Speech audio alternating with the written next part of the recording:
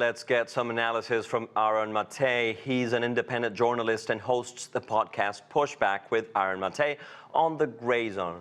Aaron, thank you for joining us. The Trump administration found that peacemaking and supporting allies doesn't always work, right? Well, they decided that they wanted to support Israel's effort to destroy diplomacy. Let's recall how we got here in the short term. There were talks going on between the U.S. and Iran. They were proceeding.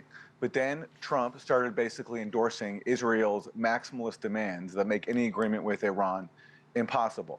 Trump started saying that Iran cannot have any enrichment whatsoever, even if it was for peaceful purposes, as Iran has the right to do under the Non-Proliferation Treaty, and as was enshrined in the original Iran nuclear deal that Trump destroyed in his first term.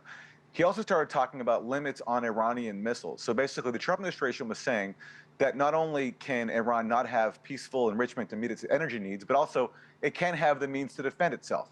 Iran can never accept that. And because Iran wouldn't accept that after Trump's self-imposed 60-day deadline, he went along with Netanyahu's plan to use that as a pretext to attack Iran and make the prospect of a negotiated deal even more impossible. And why are they doing this? The fundamental problem in the Middle East is that Israel has long denied Palestinians their fundamental right to self-determination.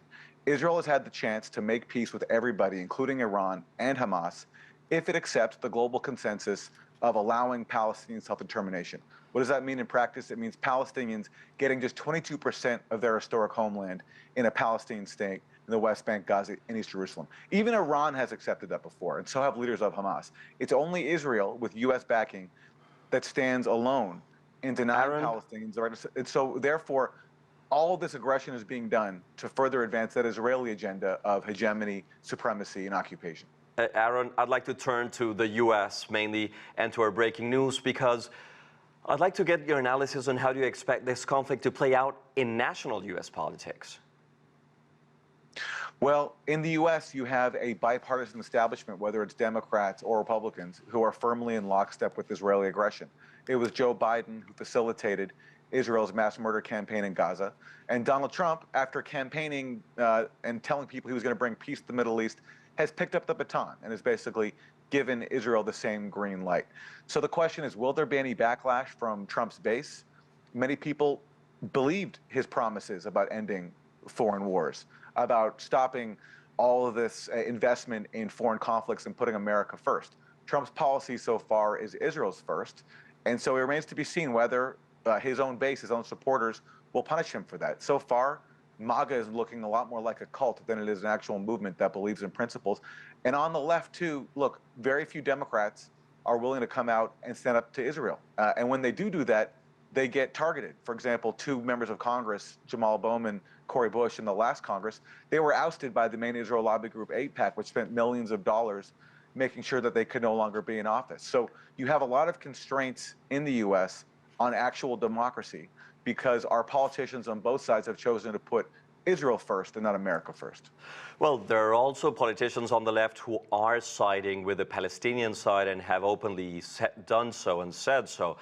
Nevertheless, there's a chance and a fear that the conflict would widen in the region. How do you think that will impact the U.S.? Well, that's the question. Donald Trump now has to decide, after already enabling this act of Israeli aggression, after already enabling Israeli mass murder in Gaza, whether he now wants to involve the U.S. in a full-scale war for regime change in Iran. And let's be clear, that is Israel's goal here. They've been lying to the world for decades that Iran is a few years away from building a nuclear weapon. They've been saying this now basically for 3 decades, led by Benjamin Netanyahu, the Israeli liar-in-chief. Now Trump has to decide, does he want to put U.S. troops in further harm's way by entering into Israel's regime change war? And that's exactly, by the way, what Israel wants. Israel wants Iran to retaliate against U.S. military assets in the region, and it has plenty to choose from.